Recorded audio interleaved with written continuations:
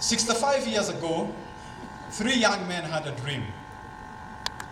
As Kenya emerged from the shackles of a colonial past and entered a new dawn, the country was brimming with optimism. The three men, whose legacy we celebrate today, understood many of the difficulties that lay ahead. Their dream was that in this new dawn, every Kenyan child deserved a chance for a better life, and that no child should be left behind because of the circumstances of their birth. Our chief guest, through the last 65 years, the dream has carried on. Starehe has recorded many achievements. Our boys continue to be known for their discipline and for their public service ethos.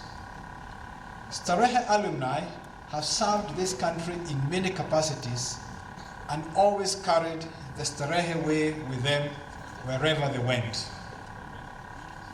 Our St. John's Ambulance cadets, scouts, and our school band, all of whom have performed with distinction today, exemplify the high standards to which all Starehians hold themselves.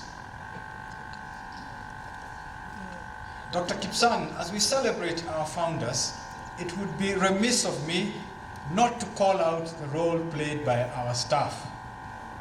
Our staff, both the academic and the mission support staff, have remained the constant beacon that guides an ever-moving conveyor belt of young Kenyans who join this school as boys and leave as young men ready to play their role in society.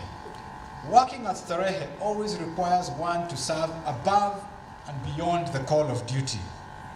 I take this opportunity to salute all staff of Starehe, past and present, for their dedication and commitment. It is fitting, Dr. Kipsang, that we are recognizing today some of our longest serving members of staff for their contribution through the years. I could not help noting that many of the members of staff who passed through for their awards for doing more than 30 years still look very young, particularly the ladies. I wonder what it is about Starehe air and working here that keeps them looking so young and fit. Perhaps those of us who have not worked here should take a stint here and find out for ourselves. In keeping with the charge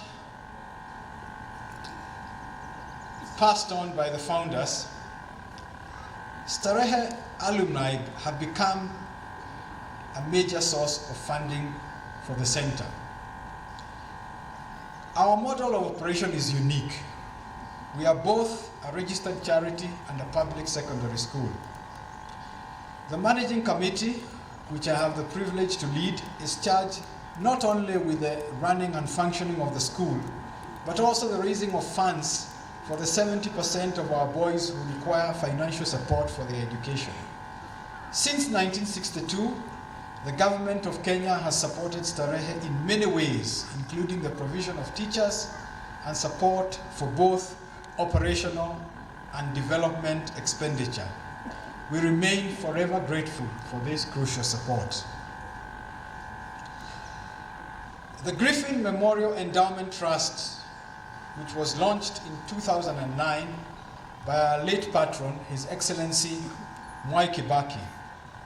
Today, this fund has just over 300 million shillings invested in long-term assets whose annual interest income goes to support both the Starehe Boys Center and the Starehe Girls Center.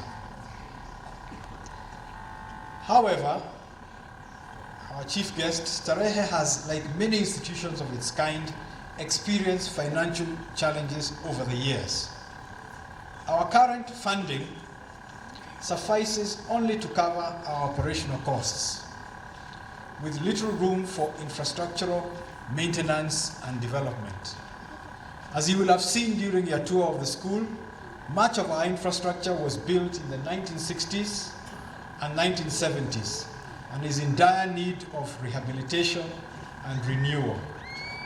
While we are fully cognizant of the current constraints on public expenditure, we would be most grateful for any support that could be accorded to us in these areas.